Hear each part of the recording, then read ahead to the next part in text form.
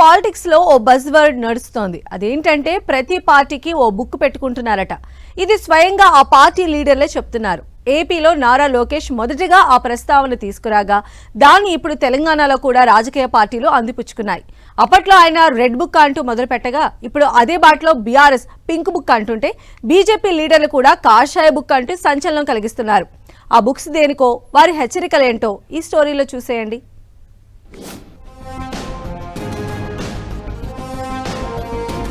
మా దగ్గర ఓ బుక్ ఉంది. అందులో అధికార పార్టీ ఆగడాలు, అధికారుల అవినీతి నోట్ చేస్తున్నాం. ఇది ప్రస్తుత పొలిటికల్ ట్రెండ్. అప్పుడెప్పుడో ఏపీలో నారా లోకేష్ తన పాదయాత్రలో రెడ్ బుక్ అంటూ ప్రస్తావించింది మొదలు ఏపీలో ఆ రీసౌండ్ ఇంకా వినిపిస్తూనే ఉంది. ఇప్పుడు తెలంగాణలో కూడా అదే తరహా డైలాగ్స్ పేలుతున్నాయి. గతవారం జనగామ మీటింగ్లో మాట్లాడిన బీఆర్ఎస్ ఎమ్మెల్సీ కవిత తాము పింక్ బుక్ మెయింటైన్ చేస్తున్నామన్నారు. ఏపీలో రెడ్ బుక్ లా తెలంగాణలో పింక్ బుక్ మెయింటైన్ చేస్తామన్నారు. తమ కార్యకర్తలపై కాంగ్రెస్ ప్రభుత్వం అక్రమ కేసులు పెడుతూ వేధిస్తోందని ఆగ్రహం వ్యక్తం చేసిన ఆమె అధికారంలోకొచ్చిన తరువాత లెక్క చూసుకుంటామని వార్నింగ్ ఇచ్చారు. మేము కూడా చూస్తా ఉన్నాం, బీఆర్ఎస్ కూడా పింక్ బుక్ మెయింటైన్ చేయడం మొదలు పెడుతుంది.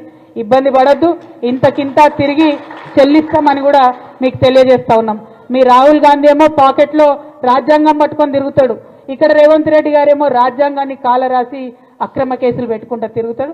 ఇంతకింత మేము అధికారంలోకి వచ్చినాక తప్పకుండా తిరిగి చెల్లిస్తామని ఈ ప్రభుత్వానికి హెచ్చరిక చేస్తూ ఈ బుక్ రాసుడు రేసులో తాజాగా బీజేపీ కూడా చేరిపోయింది. ముఖ్యమంత్రి రేవంత్ రెడ్డి చేస్తున్న అరాచకాలను తాము నోట్ చేస్తున్నామని బీజేపీ నేత ఈటల రాజేందర్ హెచ్చరించారు. పిల్లి కళ్ళు మూసుకుని పాలు తాగినట్లు కాదని మేము ఓ బుక్ రాస్తున్నామంటూ చెప్పుకొచ్చారు. ఇవన్నీ లెక్కలతో సహా బయట పెట్టే రోజు వస్తుంది, తప్పించుకోలేరు. వాళ్ళు అనుకుంటారు పిల్లి కళ్ళు మూసుకొని పాలు తాగినట్టుగా భావిస్తారు, తప్పించుకోవడానికి వీల్లేదు. మేము కూడా ఒక బుక్ రాస్తాం. ఇవన్నీ వచ్చినప్పుడు తప్పకుండా కాషాయ బుక్ రాస్తాం మేము.